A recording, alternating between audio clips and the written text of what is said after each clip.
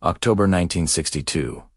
For 13 days, the world held its breath as two superpowers, the United States and the Soviet Union, stood on the brink of nuclear war. This was the Cuban Missile Crisis, the most intense moment of the entire Cold War.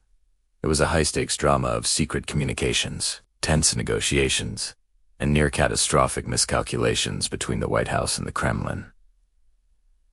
How did we get so close to the end of the world? It all starts a year earlier, in 1961, with a failed Bay of Pigs invasion. This attempt by the Kennedy administration to overthrow Fidel Castro's regime in Cuba was a humiliating disaster for the United States. In its wake, a nervous Fidel Castro sought a powerful protector. He found one in Soviet Premier Nikita Khrushchev.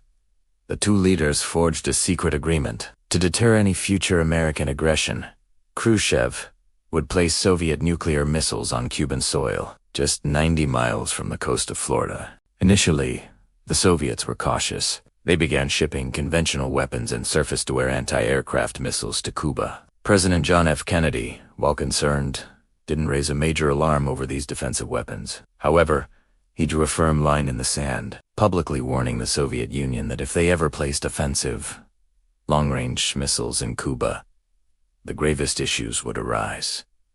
He had no idea that Khrushchev was about to cross that line. On the morning of October 14, 1962, everything changed. An American U-2 spy plane, flying high over the Cuban landscape, captured a series of startling photographs. When analysts developed the film, the images were undeniable. They showed construction sites for medium-range and intermediate-range ballistic nuclear missiles. The bases were being built, and fast. Khrushchev, who had personally assured the Kennedy administration he had no intention of sending offensive weapons to Cuba, had been lying. The ultimate threat was now sitting on America's doorstep. Faced with this terrifying new reality, President Kennedy immediately assembled a top-secret team of his most trusted advisors. This group, officially known as the Executive Committee of the National Security Council, or EXCOM for short, was tasked with navigating the crisis. Their meetings were tense, filled with urgent debate. Some of the more hawkish members, including military leaders, strongly advocated for an immediate military response airstrikes to destroy the missile sites, followed by a full-scale invasion of Cuba. They argued that anything less would be seen as a sign of weakness. However, Kennedy was deeply aware of the potential consequences. A bombing campaign could kill Soviet personnel on the island, potentially triggering an automatic and possibly nuclear retaliation from Moscow. He was looking for a way to de-escalate, not to ignite a global conflict. After days of intense deliberation, he rejected the military option and chose a middle course. On October 22nd, he ordered a naval quarantine of Cuba. The word choice was deliberate. A blockade is technically an act of war under international law, and Kennedy wanted to avoid that implication. The quarantine would stop any ships carrying offensive weapons from reaching the island. That same evening, Kennedy addressed the American people and the world in a televised speech. His words were chilling and direct, leaving no room for misunderstanding. He revealed the existence of the missiles and announced the quarantine. He then delivered a stark warning to the Soviets. It shall be the policy of this nation to regard any nuclear missile launched from Cuba against any nation in the Western Hemisphere as an attack by the Soviet Union on the United States, requiring a full, retaliatory response upon the Soviet Union. The line had been drawn. The world now watched and waited to see if Khrushchev would cross it. 2 days later, on October 24th, the standoff intensified. Khrushchev sent a furious message to Kennedy, calling the American quarantine an act of aggression and a violation of international law. He declared that Soviet ships, already en route to Cuba, would be ordered to ignore the quarantine and proceed.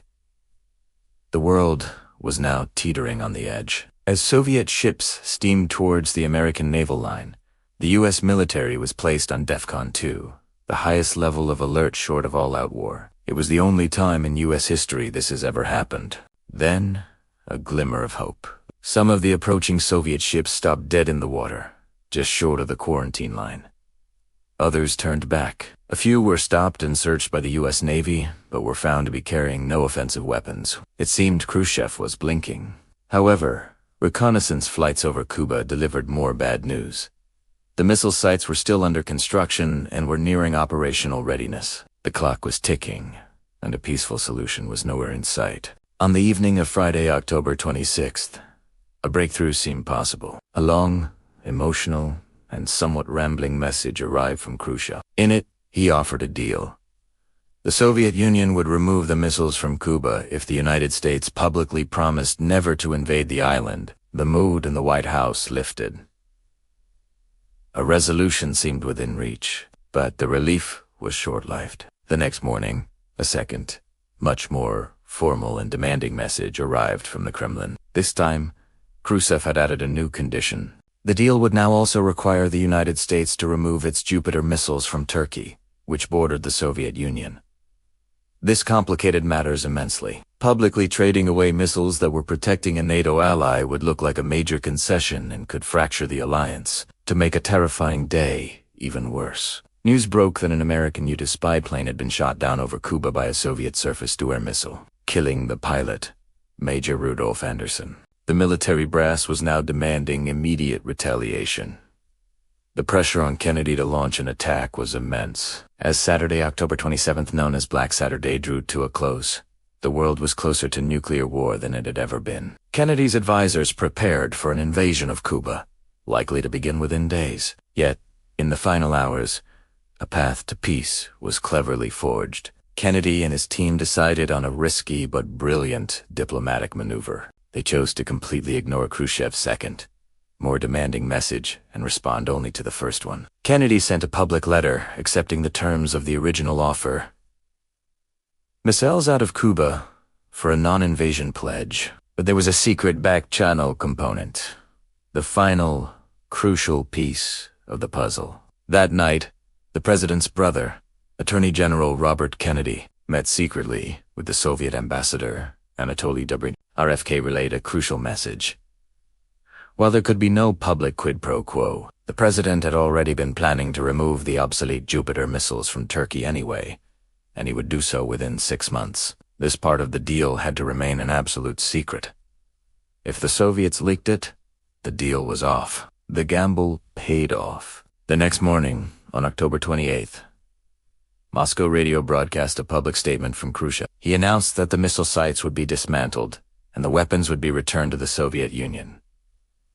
The crisis was over. Across the globe, people breathed a collective sigh of relief. The world had stared into the abyss, and thanks in large part to the cautious leadership and willingness to compromise from both Kennedy and Khrushchev, it had stepped back. In the aftermath, both superpowers recognized the need for better communication. In 1963, a direct telephone hotline was established between Washington and Moscow to allow for instant contact during a crisis. This was followed by landmark treaties like the Nuclear Test Ban Treaty, and, later, the Nuclear Non-Proliferation Treaty, which aimed to prevent the spread of nuclear weapons. The Cuban Missile Crisis served as a terrifying lesson, a stark reminder of how close we came to Armageddon, and it fundamentally changed the course of the Cold War. Thank you so much for watching. If you enjoyed this dive into history, please hit that like button and subscribe for more content just like this. We'll see you in the next video.